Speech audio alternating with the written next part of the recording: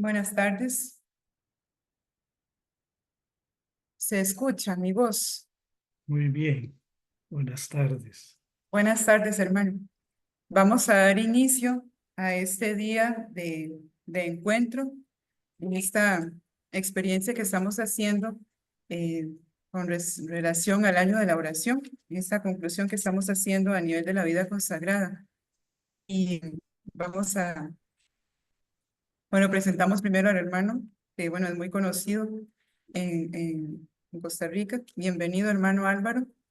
De los hermanos de La Salle, y es pues muy grato poder contar con usted en esta tarde, que a partir de su experiencia y también de su conocimiento nos pueda acercar un poco, ¿verdad?, a la espiritualidad, a los carismas, a la oración con relación a los carismas. Y bueno, vamos a ponernos en la presencia de Dios para que este momento sea de verdad un momento de encuentro, de gracia, en el que podamos aprender y también descubrir aquellas cosas que a través de estos grandes fundadores, también nosotros hemos recibido esa herencia y esa eh, experiencia que es la misma experiencia de Jesús. Nos disponemos en el nombre del Padre, del Hijo y del Espíritu Santo. Amén. Amén. Tómame, Señor Jesús, con todo lo que soy, con todo lo que tengo y todo lo que hago, lo que pienso y lo que vivo. Tómame en mi espíritu, para que se adhiera a ti, en lo más íntimo de mi corazón, para que solo te ame a ti. Tómame, Dios mío, en mis deseos secretos, para que sean mi sueño y mi fin único, mi total adhesión y mi perfecta felicidad. Tómame con tu bondad, atrayéndome a ti. Tómame con tu dulzura, acogiéndome en ti. Tómame con tu amor, uniéndome a ti. Tómame, mi Salvador, con tu dolor, tu alegría, tu vida, tu muerte, en la noche de la cruz, en el día mortal de tu resurrección. Gloria al Padre, al Hijo y al Espíritu Santo, como era en el principio, ahora y siempre, por los siglos de los siglos. Amén. Pedimos la intercesión de la Santísima Virgen para que este momento nos acompañe y sea ella también mediadora entre nosotros y el Espíritu Santo, diciendo: Dios te salve María, llena eres de gracia, el Señor es contigo. Bendita eres entre todas las mujeres y bendito es el fruto de tu vientre, Jesús. Santa María, Madre de Dios, ruega por nosotros pecadores, ahora y en la hora de nuestra muerte. Amén. Santa María, trono de la sabiduría, ruega por nosotros. En el nombre del Padre, del Hijo y del Espíritu Santo. Amén. Bienvenidos todos y hermano Álvaro, la palabra es suya. Muchas gracias. Muy buenas tardes y muchas gracias por la invitación. Yo he titulado esta presentación que vamos a compartir.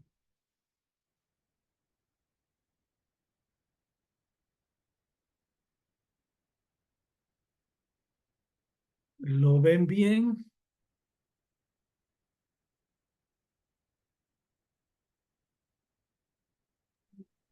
Sí se ve bien, hermano. Y se ve bien. Ok. Entonces lo he titulado La oración de Jesús. Ustedes en días anteriores han reflexionado sobre la oración de Jesús, corazón de la oración de nuestros fundadores y fundadoras. Sabemos que la vida religiosa, la vida consagrada, se define fundamentalmente como seguimiento de Jesús. Y al mismo tiempo, recordamos que estamos terminando este año de la oración, el jubileo que nos invita a ser peregrinos, peregrinas de la esperanza por el camino de la paz. Y el Adviento que vamos a comenzar, como que es un tiempo propicio para una reflexión sobre la oración. Y voy a empezar con una oración que para mí ha sido muy hermosa, que cuando era joven hermano en Guatemala, la conocí porque fue editada por un libro de Confrego, la Conferencia de Religiosos de Guatemala.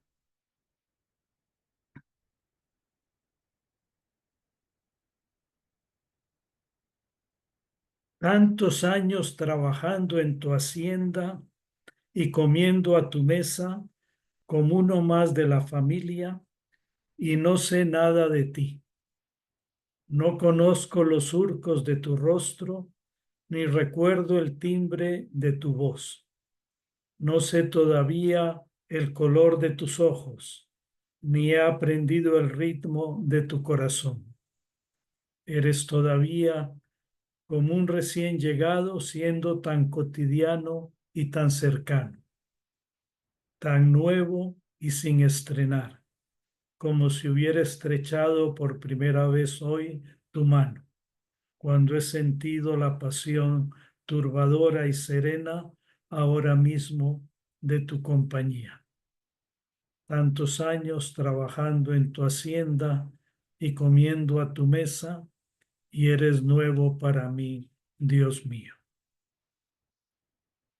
Nuestra vocación de consagrados, consagradas, peregrinos de la esperanza por el camino de la paz, nos asocia al Dios de la vida, manifestado en Jesucristo, para continuar su obra salvadora. Es aquí donde debemos situar nuestra oración, como lo hicieron nuestros fundadores y fundadoras. Así nos dice nuestro fundador, San Juan Bautista de la Salle. Ustedes ejercen un empleo que los pone en la obligación de tocar los corazones y no pueden conseguirlo sino por el Espíritu de Dios. Pídanle que les conceda hoy la misma gracia que otorgó a sus apóstoles y que después de haberlos colmado de su Espíritu para santificarlos, se lo comunique también para procurar la salvación de los demás. Como un primer punto, vamos a ver la oración, juego de miradas, la oración de Jesús. Nos dice San Juan de la Cruz, los ojos deseados que tengo en mis entrañas dibujados. Esos ojos que tuvieron también dibujados en las entrañas Juan, Andrés y Pedro, tal como nos lo presenta el Evangelio de San Juan en el capítulo 1, versículos 35 a 42. Es un texto que debemos leer con el corazón y en el que ocupan en primer lugar las miradas. La oración juego de miradas. La escena del seguimiento de aquellos dos discípulos que dejan a Juan el Bautista y siguen a Jesús está atravesada de manera muy viva por el intercambio intenso de miradas. De Juan hacia Jesús que pasaba. He aquí el Cordero de Dios. De Jesús a los dos discípulos. De los dos discípulos a Jesús y posteriormente a Pedro. El evangelista utiliza verbos diferentes, pero todos cargados de distintos matices de intensidad. No se trata de miradas superficiales, distraídas, fugaces, sino más bien de contactos profundos, intensos, que parten del corazón, del alma. Es así que Jesús el Señor mira a sus discípulos y nos mira también a nosotros. Es así también como nosotros deberíamos aprender a mirarlo a Él. De manera especial, es bello el verbo que abre y cierra el pasaje. Fijó la mirada, fijar la mirada, que literalmente significa mirar adentro. La oración es encuentro con Jesús. es dejarme mirar por Él y mirarlo a Él. Como nos dice el Papa Francisco, se trata de un juego de miradas. Pero esas miradas no nos encierran en nosotros mismos, ni nos dejan alejados de los demás en un narcisismo egoísta.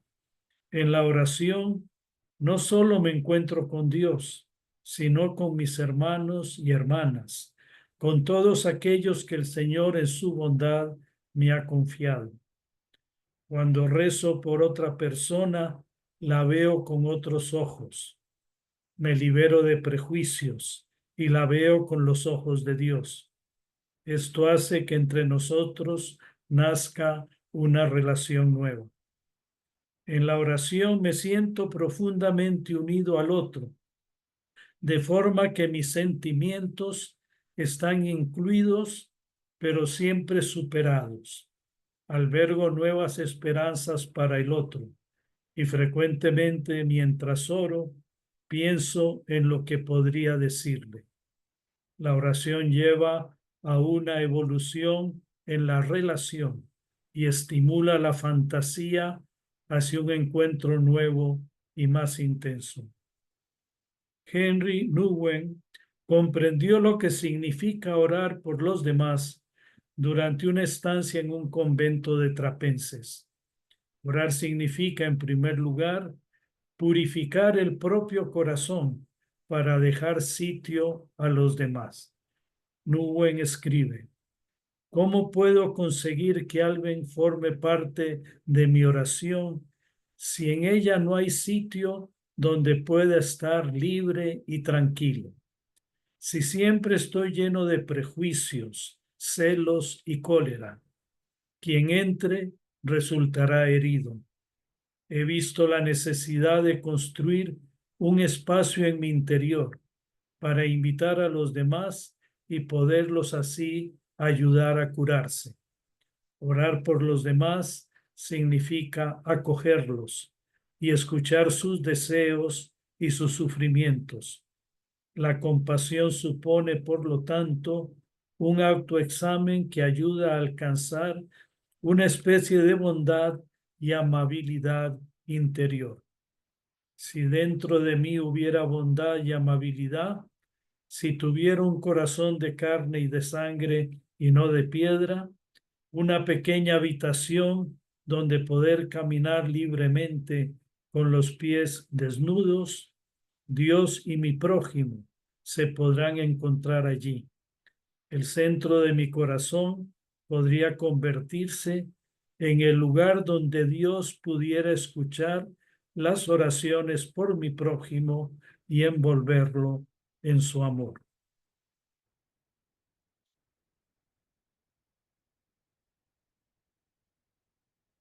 La oración lleva a una evolución en la relación con los demás.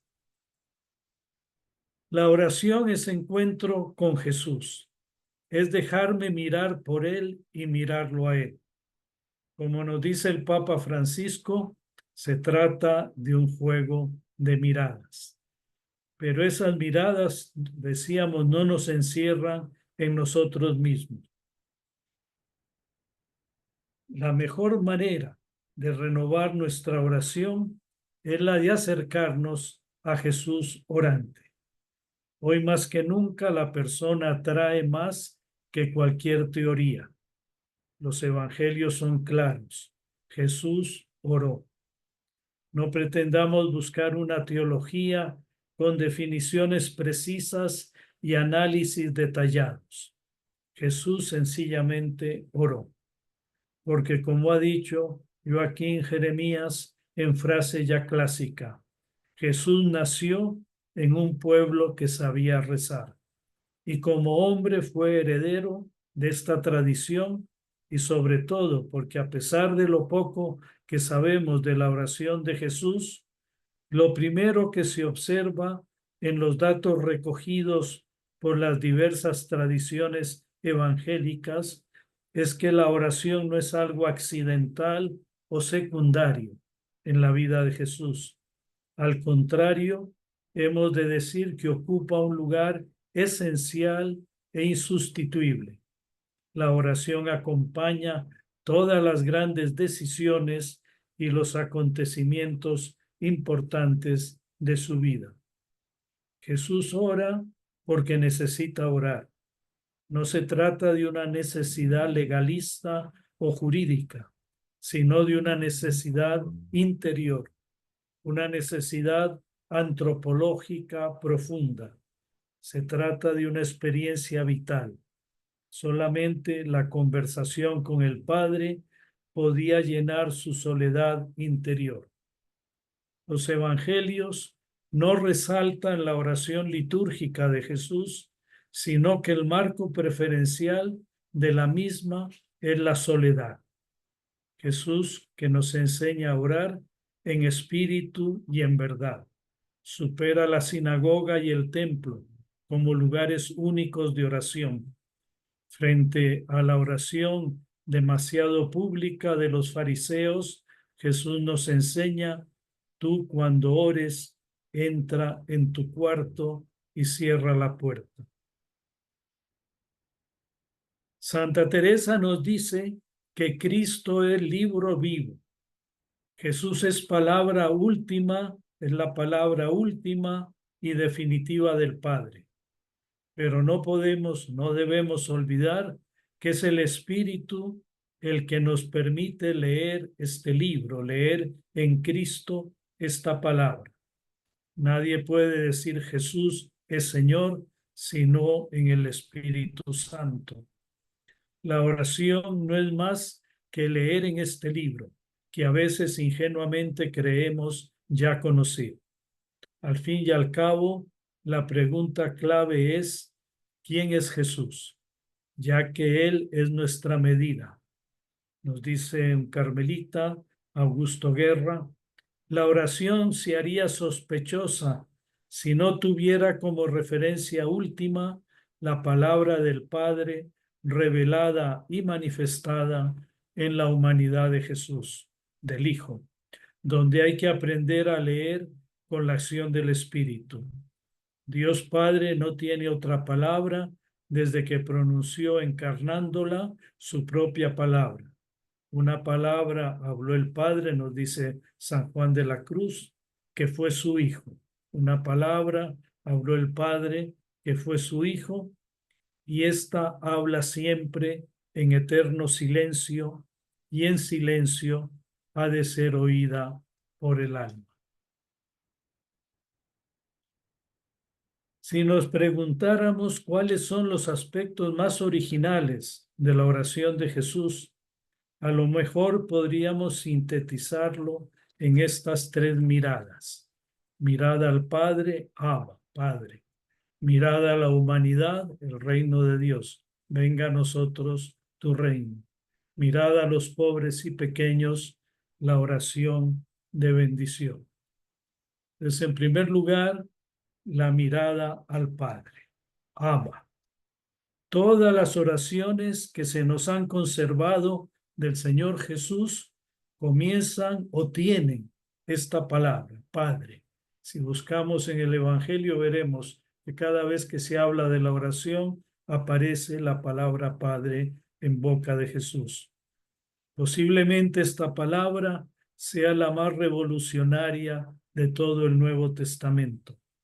Es la revelación de la cercanía de un Dios que escucha nuestras oraciones y nos ama como un padre a su hijo, a su hija. Lo anterior lo debemos aplicar a la oración. Se trata de experimentar en Jesús a Dios como Padre, con la fuerza del Espíritu. La oración, por eso podemos decir, es más don que tarea, es más un regalo de Dios que un esfuerzo de nuestra parte. La oración, según San Francisco de Asís, es ante todo ese gran anhelo, esa búsqueda incesante del Espíritu del Señor y de su acción en nosotros. Muchas veces en nuestra vida experimentamos que no sabemos orar como es debido. Para San Francisco de Asís, hacer oración es aprender a decir Padre. Padre, que el Señor, que el Padre te bendiga y te guarde, te muestre su rostro y tenga piedad de ti. En primer lugar, mirada al Padre, Abba. En segundo lugar, mirada a la humanidad, el reino de Dios. Cuando los discípulos piden a Jesús que les enseñe a orar, Él no les da una iniciación en la contemplación o unos pasos para la meditación trascendental. Jesús simplemente les da el distintivo de la oración cristiana que se resume en esta doble expresión: Abba, Padre, venga tu reino. Porque eres Padre, por eso te pedimos que venga tu reino. Todo el Padre nuestro se sintetiza aquí. De hecho, las palabras Padre y Reino son las que Jesús ha pronunciado más según los evangelios. Un reino en donde todos podamos sentirnos y vivir como hijos e hijas de Dios y como hermanos y hermanas entre nosotros. Así lo expresaba la Madre Teresa. Señor, abre nuestros ojos, que te reconozcamos en nuestros hermanos y hermanas.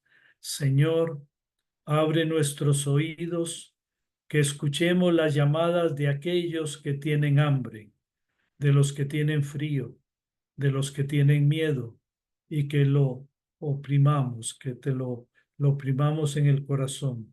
Oh Señor, abre nuestros corazones, que nos amemos los unos a los otros como tú nos amas. Renueva en nosotros tu espíritu, Señor, danos la libertad y la unidad. En este otro pensamiento de la Madre Teresa, el fruto del silencio es la oración. El fruto de la oración es la fe, el fruto de la fe es el amor, el fruto del amor es el servicio, el fruto del servicio es la paz. Y pasamos al tercer aspecto, la tercera mirada, mirada al Padre, mirada al reino, mirada a los pobres y pequeños, la bendición. El Evangelio nos presenta una oración de bendición de Jesús.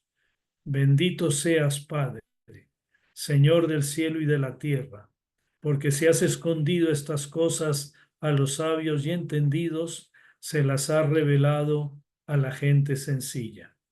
Sí, Padre, bendito seas por haberte parecido eso bien. Como vemos, la palabra Padre o la relación con el Padre aparece una vez más en la oración de Jesús.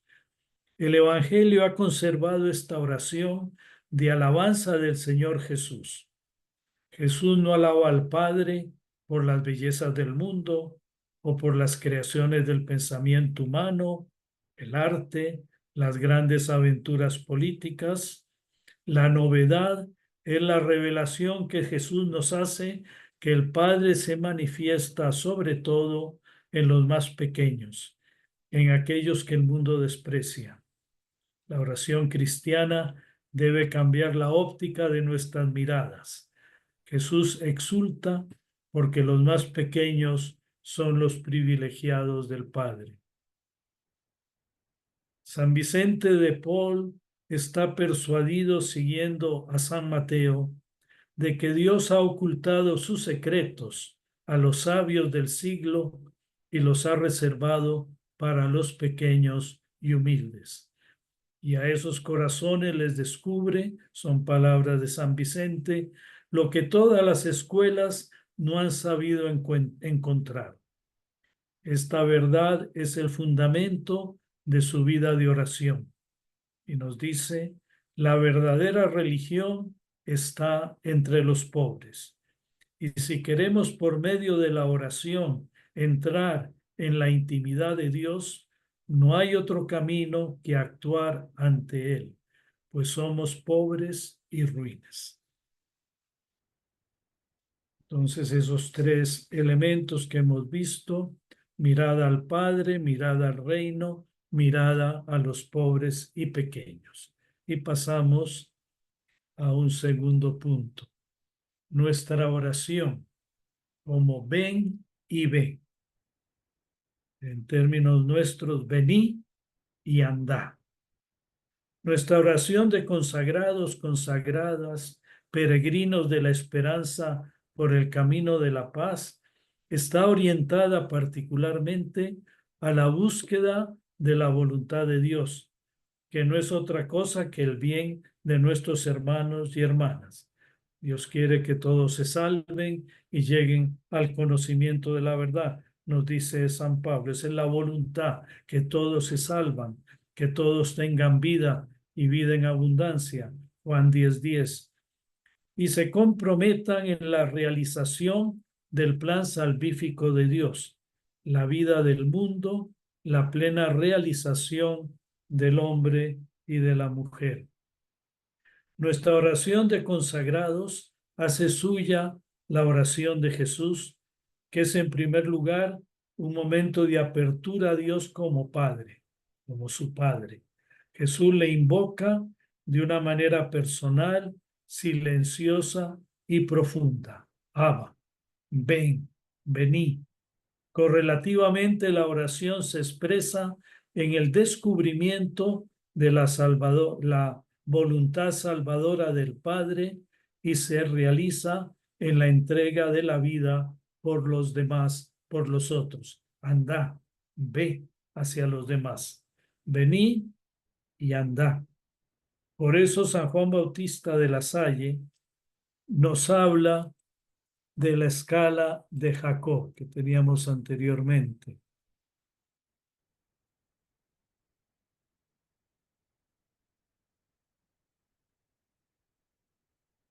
Nos habla de la escala de Jacob y nos dice, de igual modo han de proceder ustedes con los niños que están confiados a sus cuidados. Su deber es subir todos los días a Dios por la oración, para aprender de Él todo lo que deben enseñarles y descender luego hasta ellos, acomodándose a su capacidad para instruirlos sobre lo que Dios les haya comunicado para ellos, tanto en la oración como en los libros sagrados, repletos de las verdades de la religión y de las máximas del Santo Evangelio. Podríamos decir que la oración es como un sub y baja. Subir a Dios, pero no solos, sino llevándole a todos aquellos que forman parte de nuestro ser, de nuestra vida. Y bajar, pero no solos, llevándoles a Dios. Un subir y un bajar, que podemos ver también reflejado igualmente en Don Bosco. En él no existió dicotomía alguna. El gran amor a Dios lo hacía amar y trabajar incansablemente por los necesitados. Pese al enorme trabajo, Don Bosco supo armonizar su vida interior y su servicio de los jóvenes, su vida interior y su servicio de los jóvenes, la unión con Dios y el compromiso educativo, la profunda espiritualidad y el sistema preventivo. De nuevo aquí vemos la oración como un sub y baja. Y pasamos a un tercer punto, el yo de nuestra oración. ¿Cuál es el yo de nuestra oración? ¿Y cuáles no son el yo de nuestra oración? Una oración que no brota del yo puedo, porque mi oración no va a depender fundamentalmente de la capacidad de control mental que pueda tener. Las técnicas de autodominio me pueden ayudar, pero no son propiamente oración. No debemos olvidar que la oración, aunque tarea humana, es ante todo don de Dios. No es por mi voluntarismo que yo voy a encontrarme con Dios, es porque Dios se me revela. Él toma la iniciativa. Una oración que tampoco se reduce al yo pienso, porque la oración no es el resultado de mi especulación intelectual, ni de la lógica interna de mis pensamientos, ni de la belleza estética de los mismos. Una oración que no se centra tampoco en el yo siento. Muchas veces nos quedamos aquí en el yo siento, porque los sentimientos son muy variables, pueden cambiar, son útiles, pero no constituyen la oración. Podemos aplicar a la oración lo que nos dice un refrán árabe. Qué distinto es ir al banquete por el banquete que ir al banquete por el amigo. En la oración no vamos a sentirnos bien, en la oración vamos a encontrarnos con el amigo. Más importante que sentirnos animados o desalentados, lo importante es encontrar al amigo. Qué distinto es ir al banquete por el banquete que ir al banquete por el amigo. Por eso, más importante que buscar los consuelos de Dios, es más importante buscar al Dios de los consuelos que los consuelos de Dios, al hablar de el yo siento. Y pasamos al último. Nuestra oración debe nacer del yo quiero, no de un querer que al menos en español es sinónimo de poder. Querer es poder, decimos, sino de un querer afectivo de abandono. En el fondo es decir al Señor, yo quiero lo que tú quieras. Sequedad, consuelos o vacío, poco importa, con tal que sea lo que tú quieras. La oración es centrarnos en Dios y descentrarnos de nosotros mismos. Y en el caso que honestamente sintamos que no queremos lo que Dios quiere, por lo que de exigencia y de cruz pueda tener, orar es decirle al menos, Señor, yo quisiera querer lo que tú quieres. Señor, yo quisiera, a pesar de que siento que no lo estoy queriendo, pero yo quisiera querer lo que tú quieres. Nuestra oración, por consiguiente, debe ser, como sin duda lo fue para nuestros fundadores y fundadoras, en primer lugar, invocación al Espíritu, porque se trata de tocar los corazones y no de una empresa humana, porque muy a menudo no vemos claro lo que debemos hacer y no sabemos qué pedir. Y nos dice Pablo en los Romanos, el Espíritu viene en auxilio de nuestra debilidad. Nosotros no sabemos a ciencia cierta lo que debemos pedir, pero el Espíritu en persona intercede por nosotros con gemidos sin palabras. Y aquel que examina el corazón conoce la intención del Espíritu, porque éste intercede por los consagrados como Dios quiere. Encontramos en Romanos 8, 26, 27. Nuestra oración también debe ser oración de intercesión, porque hay momentos en que no podemos hacer otra cosa. Vemos el ejemplo de Moisés en el Éxodo. Al instante Moisés cayó de rodillas y se postró ante él diciendo, ante Yahvé, si gozo de tu favor, te suplico, Señor, que vengas con nosotros, aunque seamos un pueblo de cabeza dura. Perdona nuestras maldades y pecados y recíbenos como herencia tuya. Nuestra oración también debe ser de acción de gracias, porque descubrimos la acción de Dios en aquellos y aquellas que Dios nos ha confiado, como lo hacía Pablo, por ejemplo, en Filipenses capítulo 1, 3-6. Doy gracias a mi Dios por todo lo que recuerdo de ustedes. Cada vez que pido por todos ustedes, siempre lo hago con alegría, por la parte que han tomado en anunciar la buena noticia desde el primer día hasta hoy. Seguro además de una cosa, de que aquel que dio principio a la buena empresa le irá dando remate hasta el día del Mesías Jesús.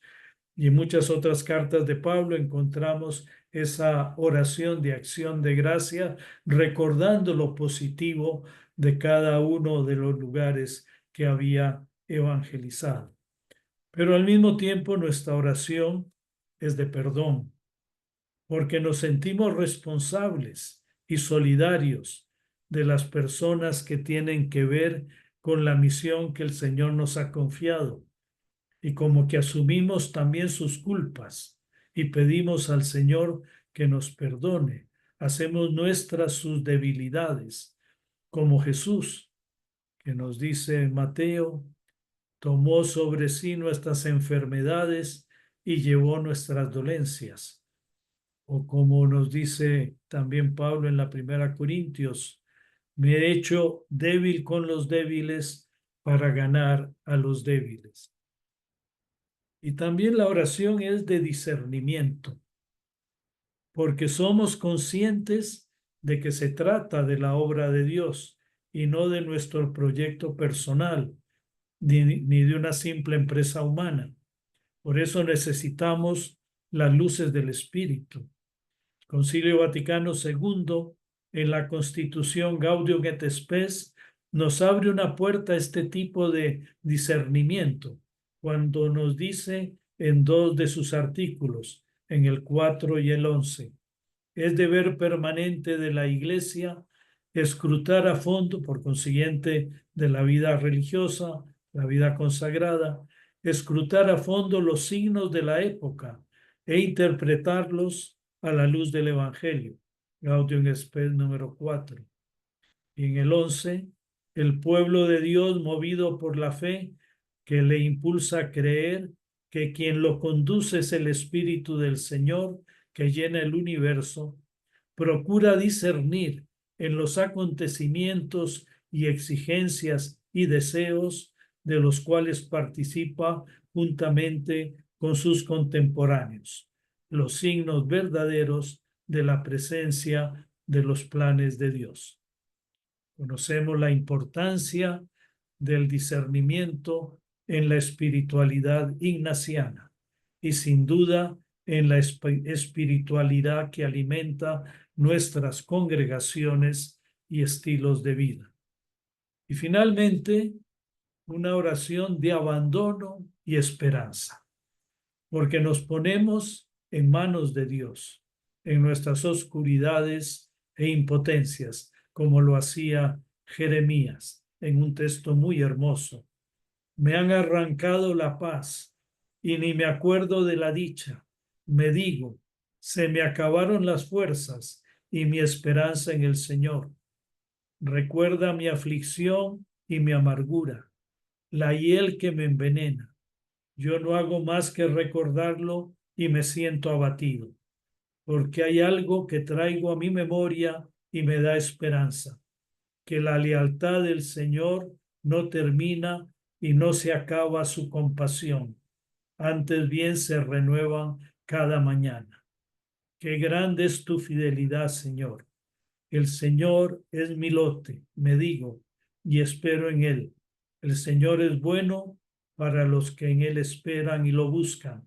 Es bueno esperar en silencio la salvación de Dios. San Ignacio nos dejó una maravillosa oración de abandono que todos conocemos.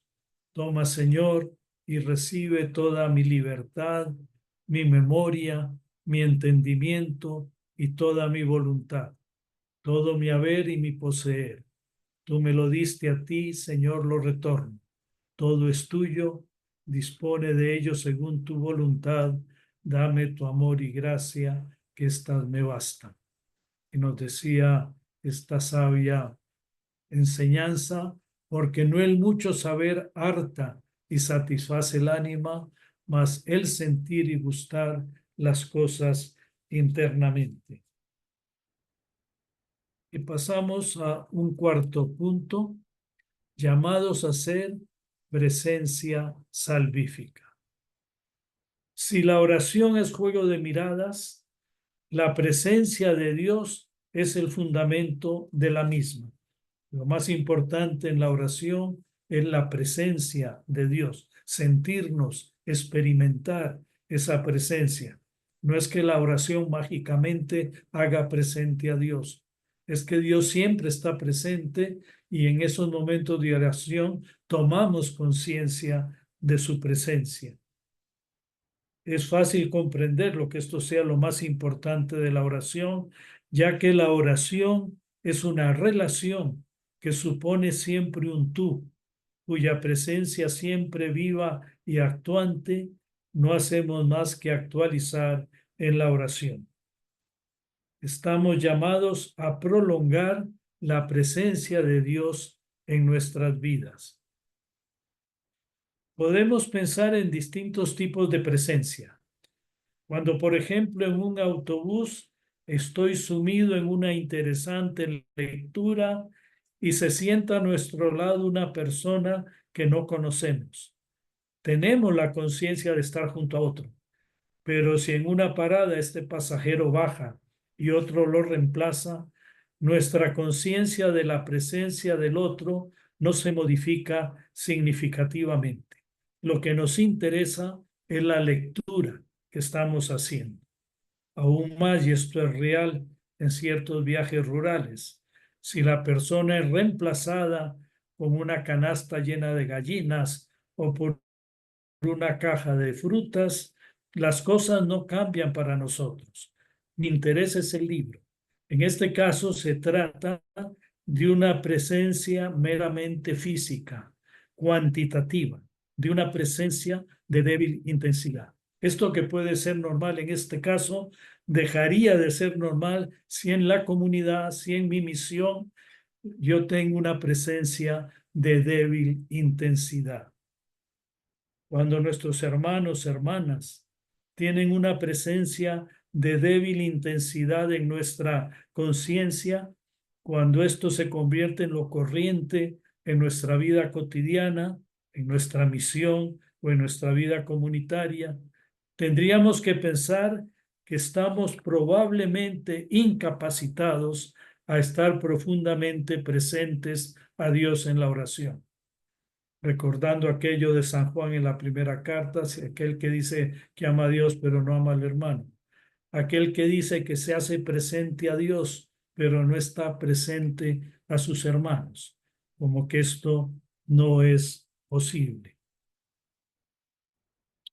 En su libro Entre hombre y hombre, Martin Buber, un filósofo y pensador judío, habla de un estudiante que vino a pedirle consejo.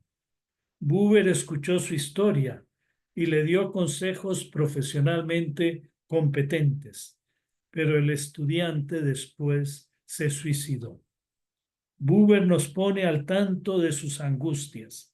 Se hacía la pregunta de haber estado realmente ahí, presente, atento, más allá de lo profesional, atento al estudiante, más allá de lo profesional.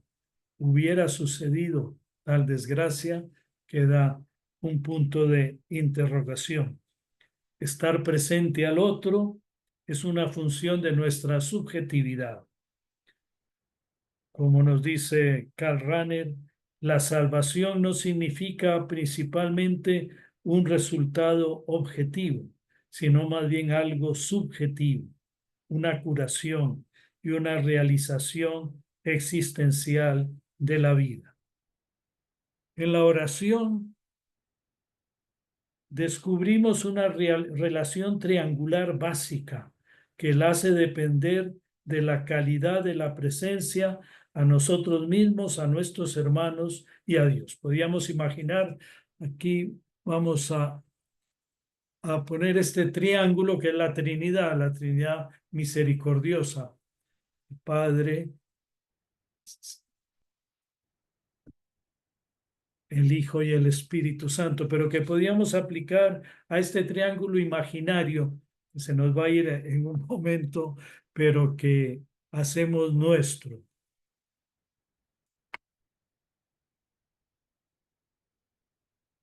descubrimos una relación triangular. Imaginemos un triángulo, en el ángulo de arriba Dios, en un ángulo de abajo yo y en otro ángulo de abajo los demás, los otros.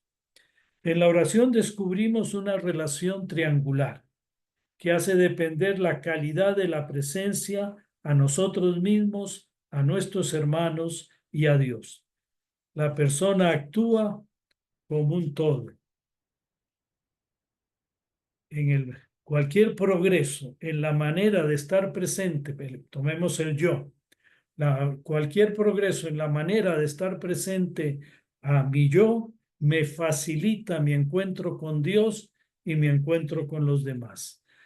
Viendo el otro ángulo, los otros, cualquier intensidad de presencia a los demás va a facilitar mi encuentro con Dios y me va a permitir conocerme mejor a mí mismo. Y en el ángulo de arriba, Dios, nuestro encuentro con Dios nos va a facilitar el encuentro con nosotros mismos y nuestra entrega a los demás.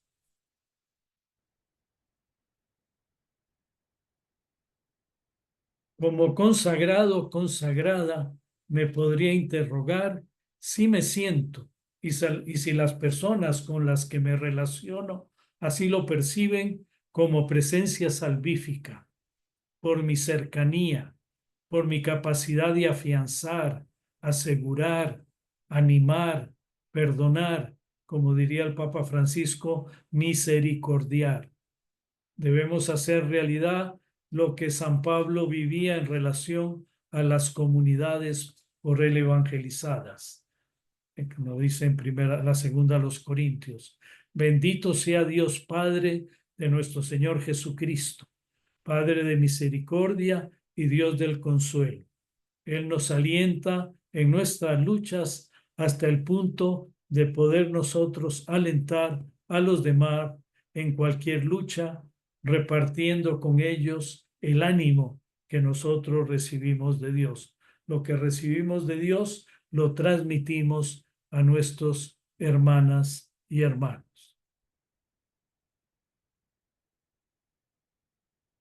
La presencia de Dios no la debemos reducir solamente a encontrarnos con Él en nuestros hermanos y hermanas, sino también en la naturaleza.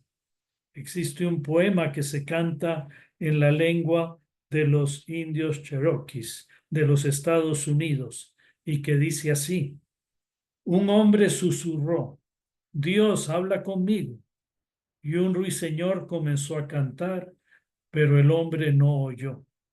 Entonces el hombre repitió, Dios, habla conmigo. Y el eco de un trueno se oyó, pero el hombre fue incapaz de oír. El hombre miró alrededor y dijo, Dios, déjame verte. Y una estrella brilló en el cielo, pero el hombre no la vio. El hombre comenzó a gritar, Dios, muéstrame un milagro. Y un niño nació, pero el hombre no sintió el latir de la vida. Entonces el hombre comenzó a llorar y a desesperarse. Dios, tócame y déjame saber que estás aquí conmigo. Y una mariposa se posó suavemente en su hombro. El hombre espantó la mariposa con la mano y desilusionado continuó su camino, triste, solo y con miedo, incapaz de encontrar a Dios en la naturaleza que se le revelaba. Y no quisiera terminar, ya estoy terminando, sin recordar la oración como misión de nuestros hermanos y hermanas mayores. Como muy bellamente lo dice un documento capitular de una congregación femenina, las Hermanas Terciarias Capuchinas, que en la ancianidad y en la enfermedad estamos llamadas a vivir el aspecto contemplativo de la ministerialidad, ofreciendo nuestra vida y oración como milagrosa debilidad que pueda llegar a todos los miembros del instituto y a todos los pueblos. No podemos olvidar, como nos dice San Pablo, que en la debilidad humana se manifiesta la fuerza de Dios. Y como conclusión, tenemos esta oración que interiormente cada uno la puede ir recitando y haciendo suya. Pedimos, Jesús, tu mirada para quedar perdonados. Tu mirada es compasiva y purificadora. Penetra hasta dentro, sanándolo todo con la medicina de tu amor. Qué bien nos conoces y nos comprendes. Tu mirada se posa misericordiosamente sobre nosotros y los pecados ya ni se recuerdan o se recuerdan para confesar tu nombre. Es una mirada que nos dice, yo te amo, a pesar de todo, yo te amo. Es una mirada que lo viste todo de ternura, para quedar rehabilitados, porque el amor dignifica. Cuando uno se siente amado, ya se ve como persona y su vida se ilumina. Quien sea objeto del amor de Dios no se sentirá valioso e importante, ya se puede tener confianza en sí mismo y en todo. Para quedar transformados, ser hombres, mujeres nuevos, nuevas. Tu mirada tiene una capacidad creadora y despierta en nosotros los mejores estímulos. Con tu mirada sentimos deseos de ser limpios, de seguirte, de abrirnos a los demás. Tu mirada enciende y trasciende nuestra vida, para que nuestros ojos se parezcan a los tuyos. Cuando tú nos miras, pones en nosotros ojos nuevos, ojos que empiezan a parecerse a los tuyos. Te pareces a mí porque yo te miro. Te pareces a mí porque yo te amo. ¿Sabes por qué los ojos de María son misericordiosos? Porque se fueron así transformando de tanto mirar y de tanto ser mirada por Jesús. Todo el que es amado contagia amor. Todo el que es mirado con misericordia, mirará con misericordia. Somos en gran parte lo que recibimos. Por eso pedimos, Jesús, tu mirada para parecernos a ti. Amén.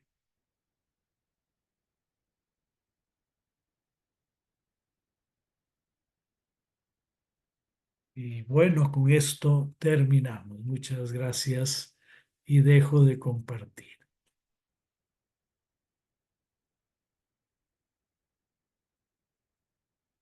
Entonces, si hay alguna intervención, algún comentario, alguna pregunta, tenemos un momentito para esto.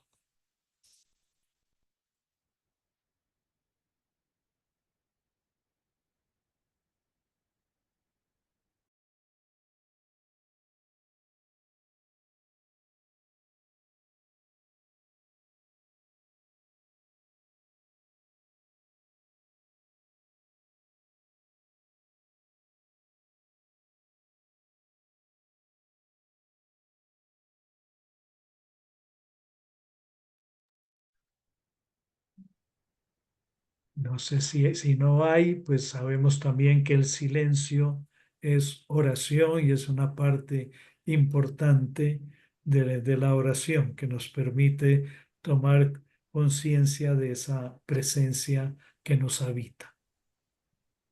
Hermano, muchas gracias por este tema que nos ha compartido. Nos ha hecho un recorrido bastante interesante, tomando en cuenta, ¿verdad?, estos grandes fundadores y también la persona de Jesús, que nos ayuda también a reforzar lo que vimos el martes, en lo que nos hablaba el padre Jairo, este, de esa oración de Jesús en los evangelios y cómo en su tema también pues retomó de alguna forma esa oración de Jesús y la hizo luego vida, ¿verdad? En la expresión de los grandes fundadores. Entonces, de verdad que ha sido muy enriquecedor. Y bueno, este tema creo que luego se nos compartirá para ahondarlo más.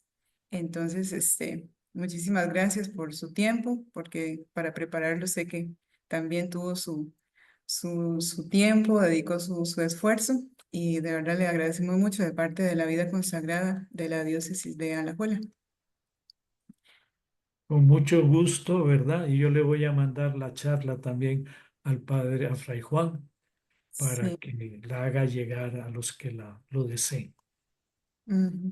No sé si alguna de las hermanas quisiera compartir algo o ya damos por finalizado el encuentro. La hermana María está hablando, pero no se le escucha, se ve que tiene el micrófono apagado.